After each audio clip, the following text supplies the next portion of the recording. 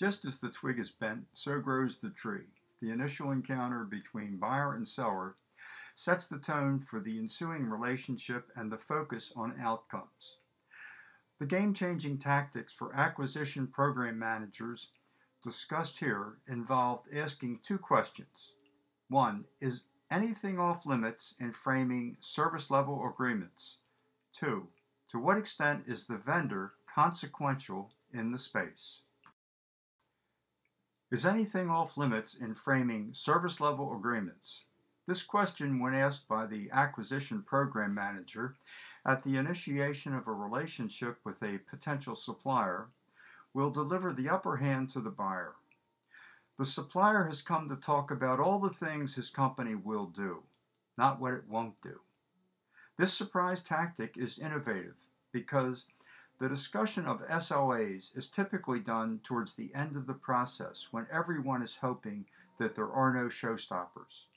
Forcing the discussion to the beginning will cut to the chase in revealing the soft spots and vulnerabilities in the seller products and operations.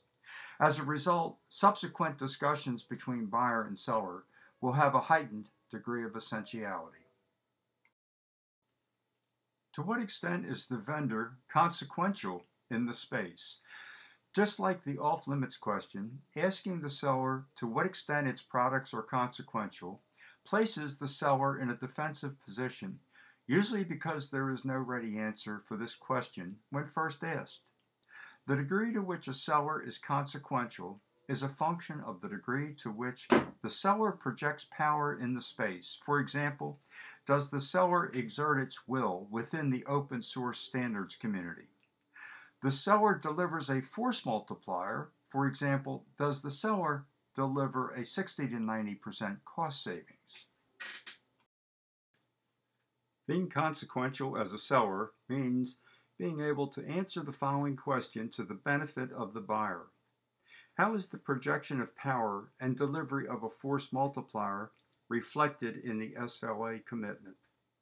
Where the seller is shown to be consequential in the space and is able to deliver that as a benefit to the buyer in a concrete manner in the form of an SLA, the buyer is obligated to acknowledge this benefit and perhaps to pay a premium for it.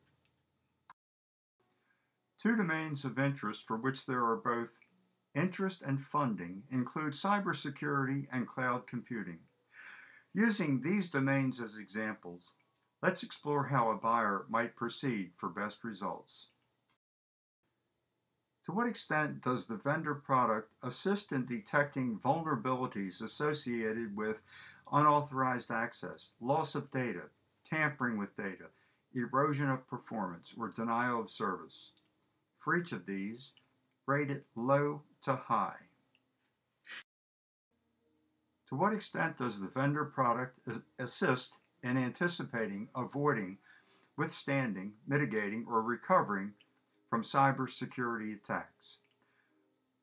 Rate these low to high. To what extent is the vendor product consequential to cybersecurity?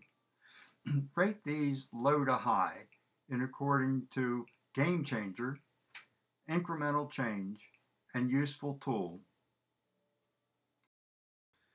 To what extent does the vendor product contribute to cloud computing using big data under a Hadoop software framework with respect to achieving high scalability, low latency, predictability, high availability, and multi-tenancy? Rate each of these low to high. To what extent does the vendor product assist in the protection of users' data, software, or computing in cloud computing architectures that are private, public, or hybrid? Rate these low to high. To what extent is the vendor product capable of operating in a continuous monitoring mode under distributed supervisory control, assisting in cyber tactics associated with anticipation, protection, detection, attribution, or countermeasures? Rate these low to high. To what extent does multi-tenancy introduce security concerns. Rate this low to high. To what extent is the vendor product consequential to cloud computing? Rate this according to game changer, incremental change, and useful tool. The discussion has involved some important questions, including: is anything off limits in framing service level agreements? To what extent is the vendor consequential in the space? How is the projection of power and delivery of a force multiplier reflected in the SLA commitment? More than any other factors, the answers to these questions will shape the relationship of the buyer and seller. A buyer-seller that gets stuck on the off-limits question will be unlikely to weather tough times. A buyer-seller that gets stuck on the consequential question will not progress to a respectful and trusted relationship. The buyer-seller that fully engages and benefits from the projection of power and delivery of a force multiplier are well positioned to experience a sustained mutual give and take in the relationship. Here's my contact information. I would be happy to receive questions and have discussions with people on this important subject.